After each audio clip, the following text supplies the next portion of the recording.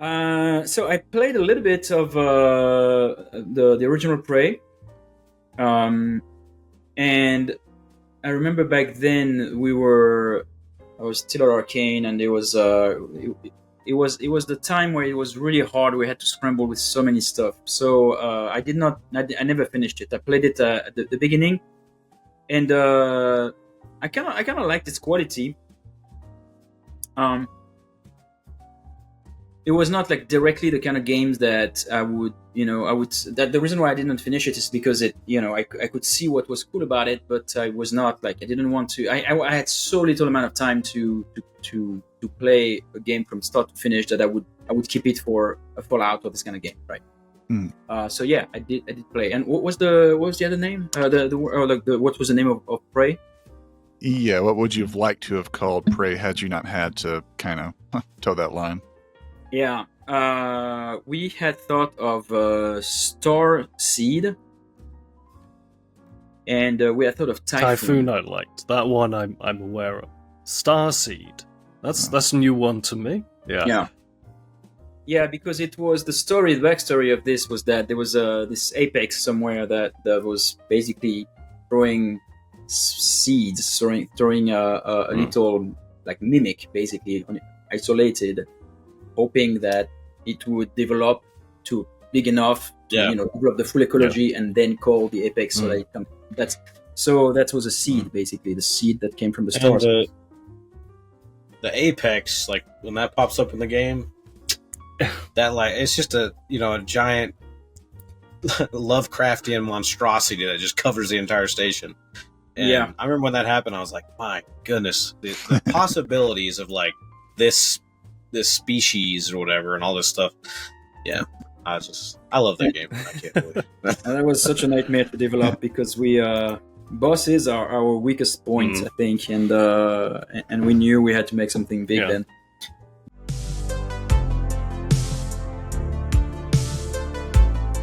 Do you think that Prey would have performed differently if it had not been called Prey? If you'd have gone with Starseed, do you think it would have affected the sales, positively or negatively? It's hard to know, man. I wish we could go to that parallel reality and see what would have happened. I think to some degree, probably. I think we wasted.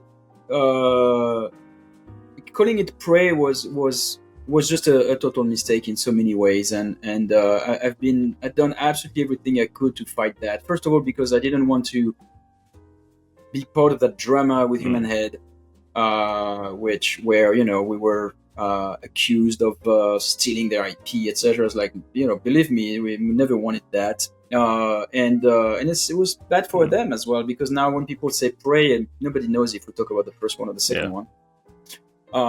And so that was bad. And two, it was an original IP. So to me, I felt hurt that I had to pull my game from another game. That was just not a good idea. And three, was bad for the gamers. The gamers, the tons of people who love the original Prey, and some of them would like the new Prey, but a lot of them would not, because first of all, we had. They had been promised another Prey 2, and it's not exactly the same type of game, so they might be disappointed, and so it's kind of like lying to them, and vice versa. Some people actually probably did not like the original Prey. They wanted something, more like an in sim or something more depth, and they probably did not look at our game. And then at the end of the day, we spent so many marketing dollars talking about how it was not the original Prey, and why. Everybody had that same question. Every journalist, every blogger, everybody had. When we were trying to talk about the game, we would spend a good, 5 to 10 to 15 minutes, and then later it would come back again, arguing about why this name, etc. So, yeah, I'm pretty sure it would have performed differently with a different name.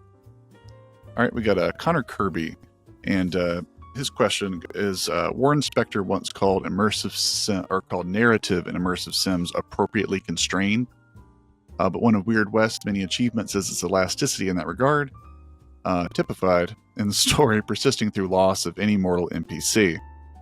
What new ways do you strive for to further deepen reactive worlds and stories?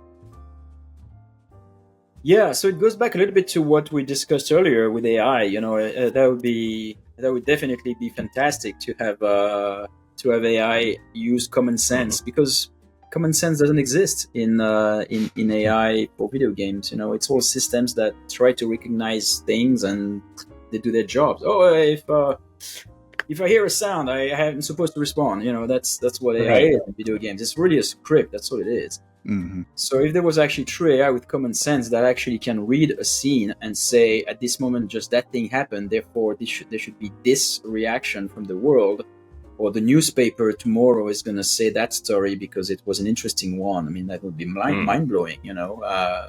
Player did this crazy thing about Yeah. Like Florida Man. that would be So What? like the Florida Man stories. yeah. So that would be the way, I think. But yeah, it is constrained for sure. We try not to constrain too much. We really try to give all the freedom. We try to make sure that the people can always be. We don't cheat the player. I think that's the thing that we try to do. We don't cheat the player. That's a promise. It's a promise. That's a kind of value that. Talking about if I was to list all the values of immersive sim, I mean, I could not do it like this on top of my head. I mean, it would take me 15 minutes, but that's definitely one that not many genre care about. And for an example of that is, we would never do a scene where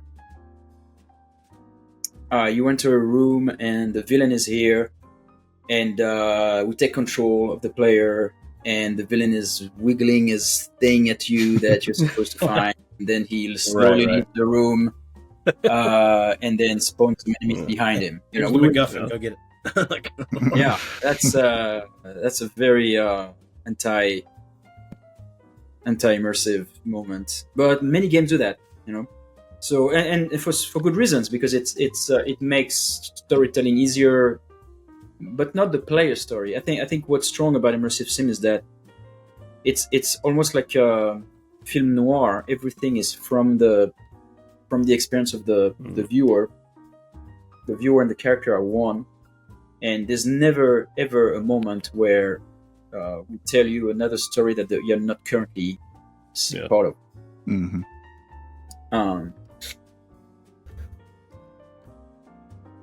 Very cool, and I'm sure we'll be able to table that and wrap it around when we ask our design philosophy questions too, because having to hold my tongue on that. But let me get you two more questions in here. We've got one from Huba Lua, who asks, "How do you even apply game testing results when the game mechanics are so open-ended?" Well, it's thankfully I'm not. It's not my job. I'm not in production, so I realize it's a nightmare. We have some QA people that just do that. They don't even test that. How fun is the game? They just test the systems. This time though, we're gonna have some sort of a free early access. It's not an early access in the sense of it's more like a private alpha where everybody can test the game. So you just have to subscribe and you can test the game. We have around 20,000 people who subscribe to it, so that's probably going to help us a lot. We're going to give access to I don't know, a fourth of the game, something like that. The beginning of the game, so people can really retest it, and there's a Discord with it, and so it's something we're excited about because we've never done that. It's very it's chaotic, it's hard to do, it creates work for us, but at the same time I'm excited about it. I think we're gonna get a lot of value with it. We're gonna get like people, even if it's painful, but I think it's a good thing. So maybe that's the answer.